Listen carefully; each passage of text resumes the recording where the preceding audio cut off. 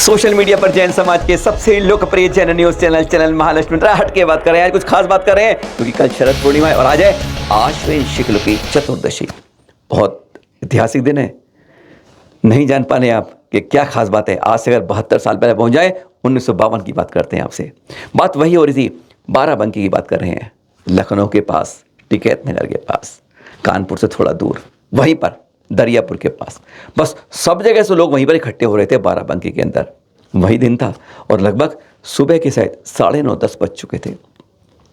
अभी पंडाल लगाने की तैयारी हो रही थी, दरिया बिछ रही थी कि अभी एक दरी दो दरी बिछी थी कि एक लड़की जो टिकैत नगर से आई थी वो बाराबंकी आके उस दरी पर सबसे आगे बैठ गई। जो लगा रहे थे दरी बिछा रहे थे, कहते भाई बेटी उठ जाओ, अभी दरिया बिछा रहे। नहीं मैं यहाँ बैठी हूँ, कुछ तुम करते रहो। हैरान की बात, यानी पूरा पंडाल बहुत बड़ा बन रहा था, हजारों की आने की उम्मीद थी और लोग आने लगे थे। वह चुपचाप आगे बैठी रही सफ़ेद वस्त्र के अंदर। और पता कब का समय की बात है, ये बात करें हम 1952 की, जब कुंवारी कन्याओं का घर के बाहर दहलीज से निकलना भी मुश्किल था, जब गाड़ियाँ नहीं होती थी बैलगाड़ी होती थी, जब बाइक नहीं होती थी बाईसाइकिल होती थी। बस उस समय की बात है। बस बैठ आकर धम से बैठ गई थी। अकेली नहीं आई थी, साथ में पिताजी माते गए थे, लेकिन उन्हें नहीं मालूम था कि बेटी आ गई है। वो अभी तो मंदिर के अंदर थे, दर्शन करते, और वो पंडाल में आके बैठ गई। और मालूम चला कुछ देर में आचार्य श्री आए, आचार्य श्री देशभूषण जी। लगभग 10,000 लोगों की भीड़ इकट्ठी हो गई थी। आज तो प्रवचन हॉलों में हमें 1000 लोग नहीं मिल पाते हैं ऐसे शहरों के अंदर, क्यों? वहाँ पर इतने। और उसमें लगभग 1/3 अजैन भी थे। घोषणा हुई थी कि सार्वजनिक रूप से आज आचार्य श्री देशभूषण महाराज केश नोच कर रहे हैं। हर के अंदर उत्सुकता थी कि आज तो आपको जगह जगह साधु मिल जाते हैं, तब ऐसा सौभाग्य नहीं था कि हर बार जगह साधु मिल पाए। संख्या कम थी जो अब बढ़ती जा रही है। अगर 25 साल पहले तो आधे साधु नहीं थे जितनी आज की तारीख में जैन साधु हैं। सबको कौतूहल था। उस 18 साल की उस बिटिया को भी था, नाम था उसका मैना। खूबसूरत लंबे लंबे बाल और उतनी खूबसूरत सफ़ेद वस्त्र में चमक दमक रही थी। उसने जैसे ही देखा, लोग देख रहे थे कि किसी तरह से किसान देखते ना, जब फसल लगता है तो फालतू की घास को किस तरह उखाड़ता है, खाक खींचता है, बस गाजर मूली से निकालता है, ऐसे ही वह अपने बाल निकालने शुरू कर रहे थे। गजब थे। महिला जैसे कानाफूसी शुरू हो गई, आंखों में पानी आ रहे थे। उस लड़के की आंखों में भी 2 बार पानी आया, आंसू भर गए एकदम कि क्या हो रहा है। लेकिन लोग हैरान थे, सबकी नजरें उधर थी कि कैसे देशभूषण महाराज जी ओहो तुरंत दाढ़ी मोछ सर निकाल रहे हैं। लेकिन शायद उनको निकालने की शुरुआत अभी 10 मिनट भी नहीं हुए थे कि उस लड़की ने अपना पल्लू नीचे किया, सर के बाल पकड़े और एक बार खींचा झटके से।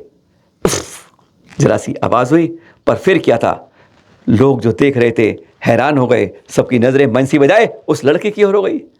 अब लड़की धनाधन दोनों हाथों से अपने बालों को खींच खींच के उखाड़ती जा रही है, जैसे वो कर रहे हैं ऐसे ही है।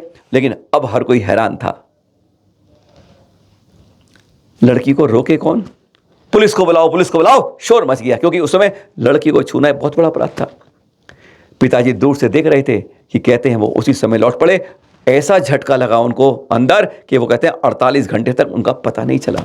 माँ भी थी, हाथ में छोटी सी बच्ची थी, लेकिन वह तो इस सीन को देखकर दहशत खा के वहीं बेहोश हो गई। अब घर से कौन देखे, कौन बचाए? पुलिस बुलाओ। और महिलाओं की आंखों से छर छर छर, उसमें पूरे समाज के उसके नजर आंसू ही झर रहे थे। इस बिटिया को क्या हो गया, देख नहीं कितनी तकलीफ, सुंदर बाल, कितनी सुंदर, और ये करती जा रही है। आचार्य श्री भी देखकर हैरान थे, किससे क्या कहें समझ नहीं आ रहा था। कि तभी देखा कि एक किसने बड़ा युवक और उसने हाथ पकड़ लिया, तुझे मेरे साथ चलना होगा। मामा जी मैं नहीं जाऊंगी। उसने हाथ छिटका और मंदिर के अंदर तुरंत भाग गए। मंदिर के आगे प्रतिमा के खड़े हुई, संकल्प ले लिया, जब तक मुझे व्रत नहीं मिलेंगे तब तक मैं यहां से हिलूंगी नहीं, घर नहीं जाऊंगी।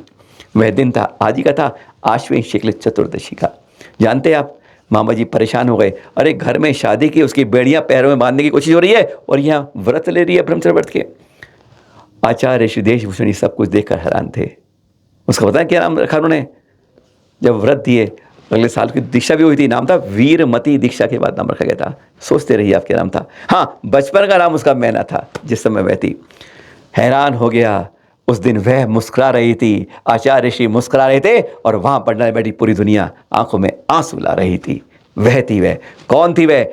कल पूरा देश नहीं विश्व उनका 90वां अवतरण दिवस मना रहा है, 72वां संयम दिवस मना रहा है। समझ गए? अयोध्या की बात कर रहे हैं, गणनी आर्यिका शिरोमणि ज्ञानमती माता जी की बात हो रही। पर यह वह दृश्य था जब उन्होंने पूरी दुनिया को रुलाया था, पर एक वह भी क्षण आया जब पूरी दुनिया को देखते हुए वह रो पड़ी थी। सबको मालूम है बाबरी मस्जिद कांड जो अयोध्या में हुआ था, बहुत ही ज़्यादा एकदम जगह जगह आगजनी, हिंसा, सब कुछ हो रहा था। उस समय एक दिन ज्ञानमती माता जी को सपना आ गया कि जैसे वहाँ के बड़े बाबा आदिनाथ प्रभु उनको बुला रहे हैं, पुकार रहे हैं। वह तड़प उठी, क्योंकि वही जगह थी जहाँ पर उन्होंने शुल्लक दीक्षा ली थी 1952 के अंदर आचार्य श्री देशभूषण जी से। बाद में वीर सागर जी ने उन्हें आर्यिका दीक्षा दी थी। तब नाम हुआ था ज्ञानमती, पहला नाम था शुल्लिका वीरमती। सपने में आया अब जाना है मुझे। स्वास्थ्य बिल्कुल गिरा पड़ा था, उठ नहीं पा रही थी, डॉक्टर ने मना कर दिया था। आचार्य श्री विद्यानंद जी महाराज ने कहते नहीं जाना है, लोगों ने घेर लिया था, लेकिन वह चल रही थी। कहते हैं जहाँ जहाँ उन्होंने कदम बढ़ाए वहाँ वहाँ शांति, आगे पीछे झगड़े, हिंसा होती थी। आपको विश्वास नहीं होगा, अरे हनुमानगढ़ी के महंत ने कहा था कि हे देवी यहीं रहो, हमारी यहाँ शांति रहेगी जब तक आप रहोगे। और यही नहीं, पुलिस वाले तक वहाँ कहते थे अयोध्या के अंदर कि हमें बंदूक उठाने का मौका नहीं मिलता अगर हमारी देवी है यहाँ पर रहती है। ऐसे चमत्कार होते थे। पहले वह सुनते हैं, तब सुनेंगे आगे की बात। पहले सुनिए चैनल महालक्ष्मी उनसे बात की, क्या कहा उन्होंने। जम्बू द्वीप में विराजमान थी, लगभग 1994 की बात कर रहा हूँ। आचार्य श्री विद्यानंद जी के शब्द थे, इस समय अयोध्या जल रहा है और आपकी जिद अड़ी हुई थी मैं तो जाऊंगी। ये 93 की बात है लगभग। क्या हुआ कि धनतेरस के दिन 1992 में धनतेरस के दिन हम सुबह 3 बजे उठ कर के और अपनी नित्य क्रिया से निवृत्त होकर के प्रतिक्रमण करके, और सामने से मेरे दिख रहा था 93 में 92 में, और खिड़की से तो सामने से मेरे को 1-2 बार देखा, फिर आंख बंद करके ध्यान कर रही थी। तो पिंडर पद्धत वगैरह ध्यान क्या करती थी, कोई ध्यान का अभ्यास था थोड़ा बहुत। तो ध्यान करते करते करते करते एकदम हमें ये अयोध्या के भगवान दिख गए। वह एकदम हमारी धुन चढ़ गई कि हमें अयोध्या जाना है। ये 1992 में धनतेरस की घटना है। अच्छा, सुबह थी किसी देखा दिसंबर को तो ये घटना हुई थी बड़ी। कार्तिक कृष्णा तेरस थी। अब मैंने ये बात पहले इनको कही, ये मेरे पास ही रहती है, बिल्कुल पास में सोती है। बिल्कुल। फिर हमने मोती साहब जी सुलग आए नमस्कार करने, तो उनको बताई, फिर रविंद्र कुमार को बताई। हमने कहा अयोध्या जाना है। अभी लोग सब घबराए, बोले आपको अभी डॉक्टर अलाउ नहीं करेगा, अभी आप अस्वस्थ है, कमजोर है, ये है वो है, दुनिया भर का अपने। और डॉक्टर ने भी कह दिया कि अभी आपका स्वास्थ्य बिहार के लायक नहीं। हमने कहा जो भी हो, साथ में डोली की भी आज्ञा है। और हमारे संग में मुनि भी, आर्यिका भी डोली में बैठे हैं। सुविद्धि साहब जी महाराज भी डोली में बैठे थे। तो हमने कहा कि हमारे संग में सुविद्धि साहब जी महाराज भी डोली में बैठे थे, जो मुंबई के गेंदन मल जी थे। दीक्षा ली थी तो मुनि बने थे, तो महावीर जी आते समय डोली में बैठे थे। तो हमने कहा डोली में बैठने की आज्ञा है, तो हम जितना चल सकेंगे चलेंगे, बाकी डोली में बैठ जाएंगे, लेकिन हम बिहार करेंगे। अब वो जब रूपरेखा बनाते बनाते समझ लीजिए फागुन में बन पाया, क्योंकि अयोध्या उसे मस्जिद की गिरना बाबरी वाली कर आ गया था, उपद्रव चारों तरफ से लोग बना करने आ गए, घेर लिया। बड़ौद के लोग आ गए 100, बोले हम नहीं निकलने देंगे, पैर पकड़ लेंगे। विद्यानंद ने मना कराया सबने, लेकिन हमने ठान लिया कि जाना तो है। अच्छा, एक उसमें चमत्कार हुआ, हम आगे तो शांति और पीछे उपद्रव और आगे भी उपद्रव, लेकिन बीच में शांति। जहाँ आपका विहार वहाँ शांति। अच्छा, ये भी वहाँ की बात हुई थी सब। यहाँ आए तो वही हुआ। यहाँ पुलिस ने खुद कहा, तो पुलिस की छावनी थी, उन्हें कहा कि माता जी जब से आई हैं, यहाँ कोई देवी आई, जब से हमने गन उठाना हम भूल गए। बड़े बड़े ऊंचे ऊंचे टावर लगे हुए थे। तो उन्होंने कहा 24 घंटे कि कोई यहाँ देवी आई है और हमने गन उठाना छोड़ दिया। अच्छा, ये घटना हुई वो समय। ये कहते थे लोग। हमारे कमर चंदी खारी बावली वाले दिल्ली वाले जो आए, तो यहाँ बोले यहाँ हम माता जी कहाँ हम जाना है, तो कहते कौन माता जी, बोले ज्ञानमती। तो बोले हाँ एक देवी आई हैं, वो है रायगंज मंदिर में, तो चलो ले चले। बोले जब से वो आई हैं जब से हम गन उठाना भूल गए। तो कमलचंद ने आकर के सुनाया किस्सा। बोले ये सब पुलिस मैन ऐसा। जब हम बिहार करने लग गए तो हनुमानगढ़ी के महंत खड़े हो गए बाहर। बोले माता जी आपको हम जाने नहीं देंगे, जब से आप आई जब से शांति है, आप जाओगे फिर कुछ हो जाएगा तो। हमने कहा कुछ नहीं होगा, भगवान ऋषभदेव और भगवान राम सब शांति करेंगे। राम भी अपने मोक्ष गए हैं। जब वह वहाँ पहुँची, जिसे कहते हैं आज तो मंदिर कहते हैं, आदिनाथ जी का अयोध्या का मंदिर है, वह अनादिनंद तीर्थ है, जो इस बार तो हुंडा काल से वहाँ 5 ही तीर्थंकर जन्म हुआ, लेकिन हर बार 24 तीर्थ का वहाँ जन्म होता है। आदिनाथ वहाँ छोटी सी जगह थी, टोंकती, कहते हैं उनको देखते ही उनकी आंखों में आंसू आ गए, फग रो पड़ी, और सारा समाज देखकर हैरान हो गया कि आज माता जी रो रही हैं। माता जी कभी उन्होंने आंसू नहीं देखे, हर समय मुस्कुराती थी, जितनी मर्जी तकलीफ आ जाए, पर आज ये देखकर क्या रो रही हैं, बस देख कर वो आंसू की धार निकल पड़ी थी। आपको हमारी बात पे विश्वास नहीं हुआ, सीधा हमने माता जी से जब पूछा तो माता जी ने कहा एक बार वह सुनते हैं।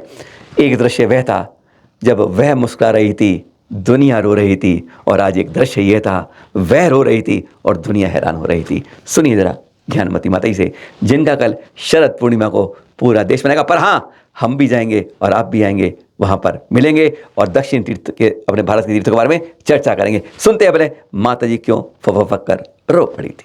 कुछ तो मुस्लिम के समय हमारे कुछ मंदिर ध्वस्त किए गए, और जो भी हो अब उस पर हम आपको नहीं ले जाएंगे। लेकिन जब हम लोग आते थे बचपन में तो एक मंदिर है जो कटरा मंदिर कहलाता है। कटरा मंदिर भगवान सुमंतनाथ की तरह वहाँ बने थे, सुमंतनाथ की चौक कहलाती। वहीं पर सर्वप्रथम आचार्य श्री जयचंद्र जी महाराज ने ईस्वी सन 1952 में भगवान ऋषभदेव भरत बाहुबली की प्रतिमा विराजमान करा के पंचनारायण कराया। और उसी वर्ष तो मैंने घर छोड़ा है, दीक्षा ली है। जब से लेकर के दीक्षित जीवन में मेरे 8-10 बार आना जाना होता रहा है। और ये भावना जब बनी कि यहाँ पर जब ऋषभदेव की चौक को मैंने देखा है 1993 में, तो वो चौक जो है ऋषभदेव जहाँ विराजमान उनके चरण थे, वो चौक बहुत इस जगह बहुत थी, लेकिन वो चौक बहुत छोटी सी जगह थी। और ऊपर में जो जाल पड़ा हुआ था तो अंदर बैठकर गंदी करते रहते थे। तो उस चौक पर आकर के और 93 में जो मेरे अश्रु की धार बही, एकदम रोना आया, तो सब लोग घबरा गए। ये हमारे अमरचंद जी, इनके पिताजी लेकर आए थे, ये सब लोग घबरा गए, हमारे माता जी रो क्यों रही है। हमें भी नहीं समझ में आ रहा था हम क्यों रो रहे हैं। अश्रु की धार नहीं बंद हो रही थी। चंदावती जी हमारे प्रथम पिताजी मोती लाल जी थे, रविंद्र जी थे, सब थे।